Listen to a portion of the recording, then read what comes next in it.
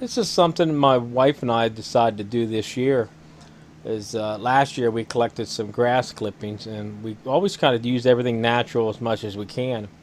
And so every year we kind of take the grass clipping and just throw it in a corner of the garden, so it'd be close to the garden and it can decompose over the winter months. And you can see that's what it is right there, that real dark stuff. And we use it on the garden every year.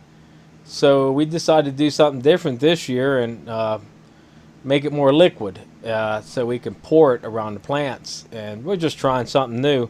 So we got two 5-gallon buckets here with lids.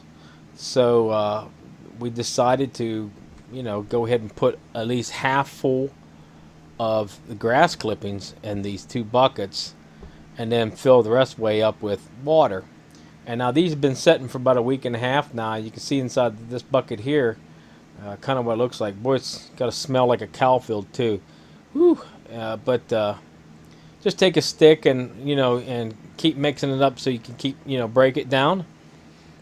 You could probably put other things into this if you wanted to. Maybe some, I don't know if you want to put Epsom salt. I just like it with the grass clippings. I'm for sure it's going to get enough out of it.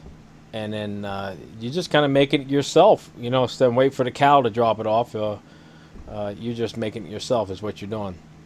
And then I'll see this next bucket. I'll put the lid on this one, and then I'll show you the next bucket here. And it's got a little bit more water in it, so the lid might have been tighter on this one here. But I'll just go ahead and stir this up for this week. And in the next couple of days, I'll come back up and I'll check it again. And I might add a little bit of water to it just to see. And hope the sun don't pull too much of it out. And then within a week or so, maybe I'll get to use it. So there's a little tip, something I decided to do this year. Thanks for watching.